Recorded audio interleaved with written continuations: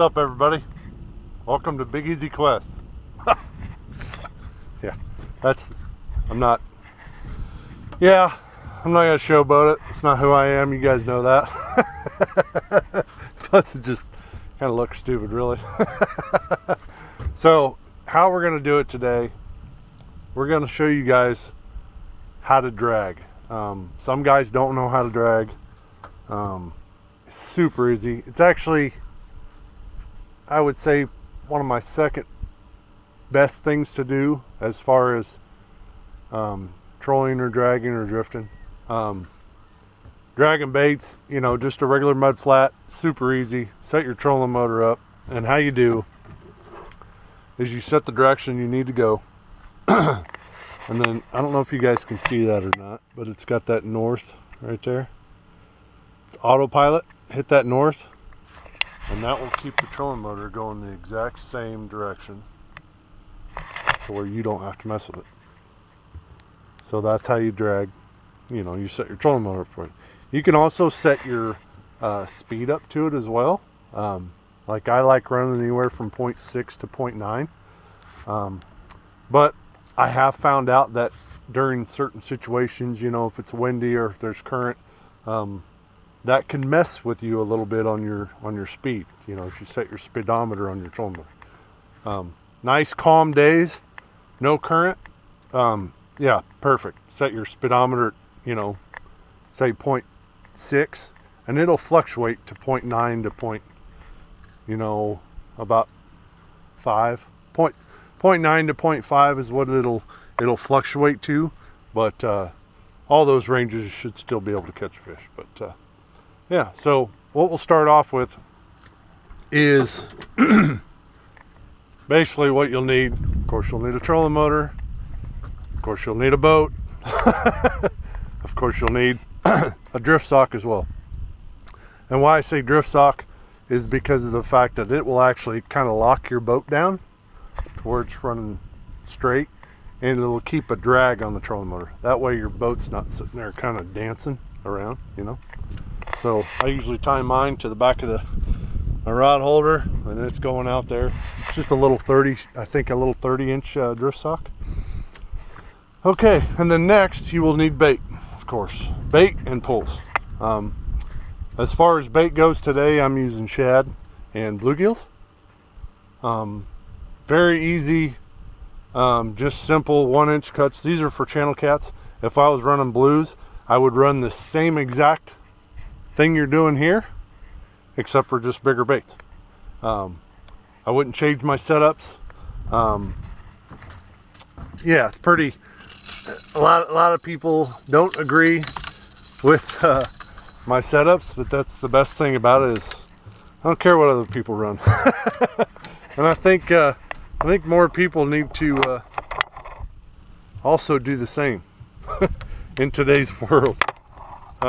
But we're going to go ahead and unravel this and show you guys the setup. So today's setup for dragging is just a simple 3-way setup. I'm not sure the terminology name of it. What, Santee Coop rig? I don't know. We'll just call it the Big Easy Quest rig. I don't know. It's just a dragging rig is what I usually call it.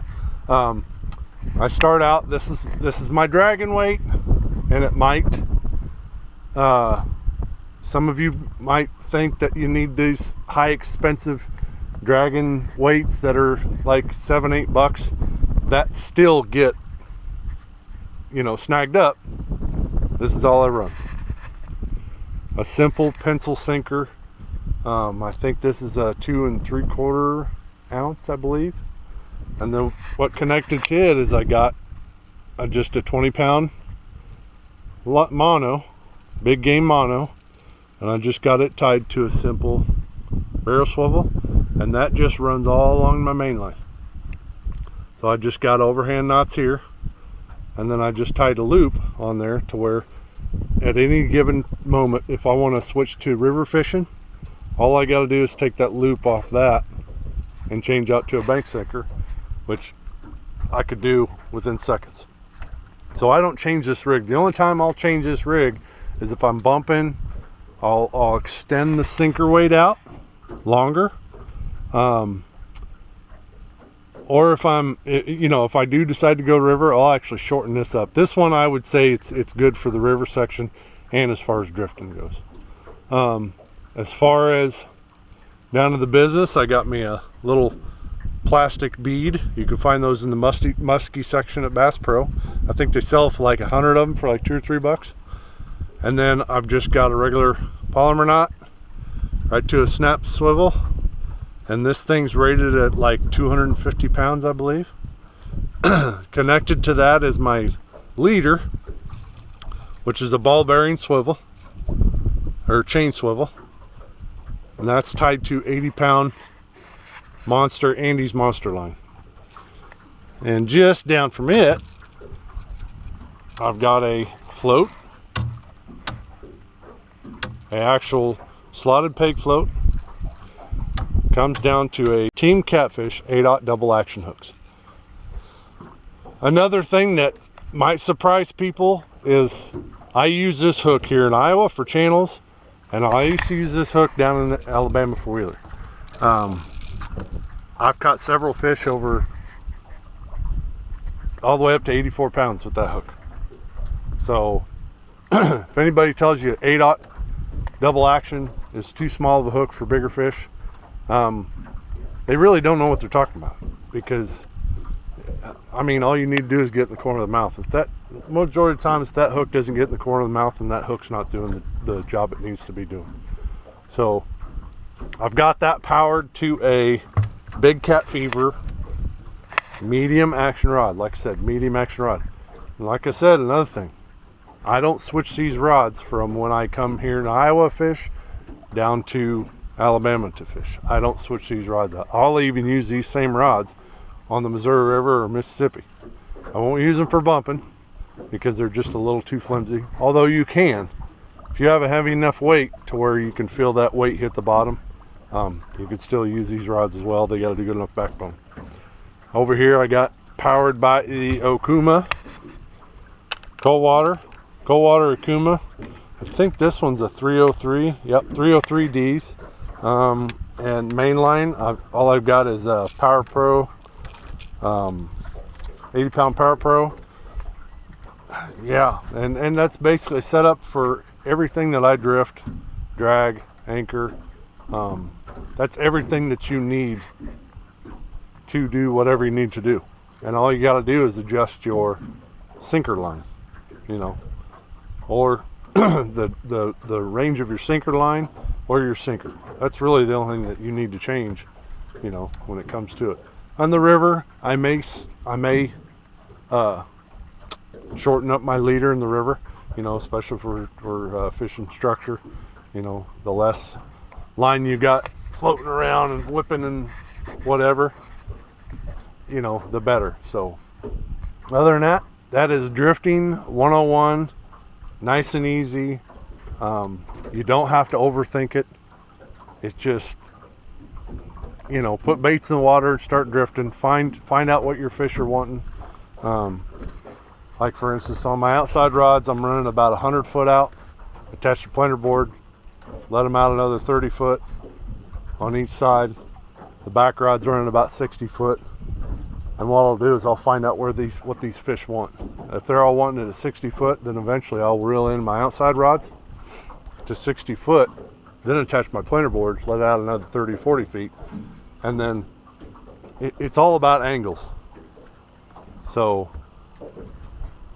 well, what I've figured out, it's all about angles. So, hope this guy helps you guys out. Other than that, I got two, you know, those guys coming. I'm sure they're gonna create waves for me. You know, there's a whole lake that they can choose to ride on, but they choose to come right by me. So that's the things you'll have to deal with fishing on public water. So other than that, I'm gonna get to fishing. So yeah, drifting 101.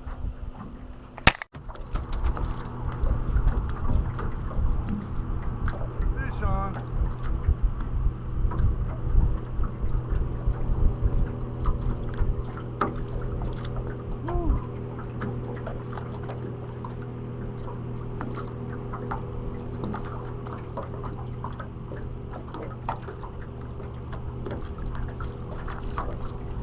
Now this is why I use medium action. You guys probably can't hear me because of the wind.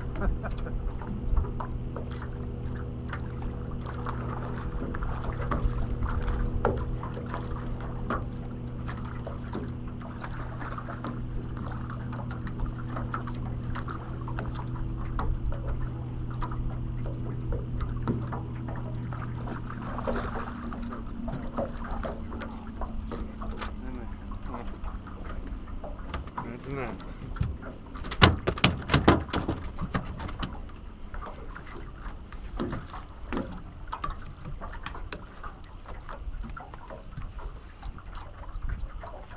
Oh, he tried pulling that sucker right off.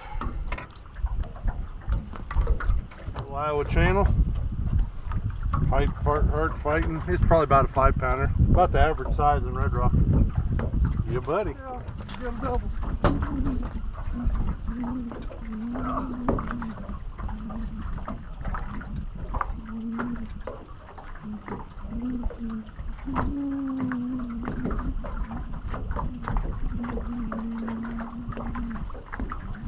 Good day today.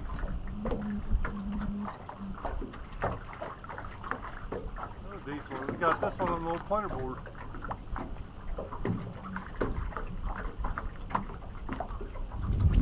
Well, like I said, the reason why I use these medium action rods is to where once I catch the fish, then I can just let it just play all at once. I don't have to put a lot of pressure on it to get a bend in the rod. Majority of times when you lose your fish at the boat is when it's doing all this and that, splashing around. That's usually when that fish rolls and gives that hook a chance to pop out. So what I do is once I hook the fish, then I just slowly reel it in, let it wear itself out. Look at that, I'm getting another bite on the other rod. I'm gonna have a triple. Let the fish wear out, and then once I get him in the boat, then it's done. Oh yeah. Oh yeah. They're a bunch of sword lippers too, or they're short biting. So let me show you how I know why they're short biting, or trying to short bite, and what I did to counteract it. So this is a nice male. Or no, this is a nice female actually. So once I know, here's how I know they're trying to short bite. When I say short bite, they're trying to just grab the bait and peel it off. This is how I know they're short biting.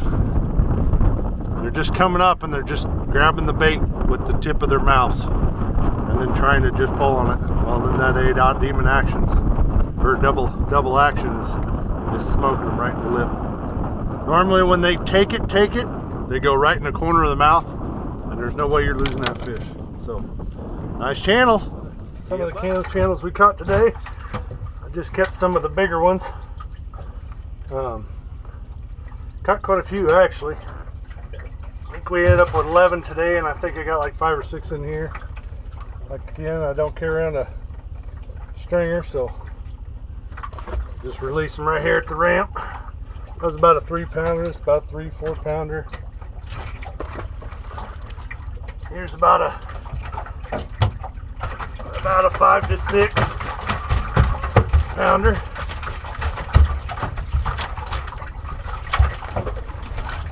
Said these are all lively. About a 3 to 4 pounder. They're nice and lively.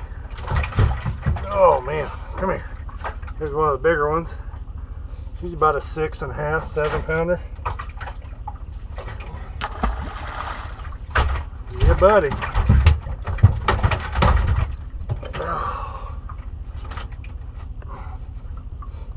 About a 5, 5.5. And then of course the big daddy. This is a male channel cat. A lot of people think it's a blue, but it's just a male channel cat. They're all pissed off. I say probably go 6.5 pounds, maybe 7. So decent bag for just fun fishing for today. So there we go. Have good days, ladies and gentlemen.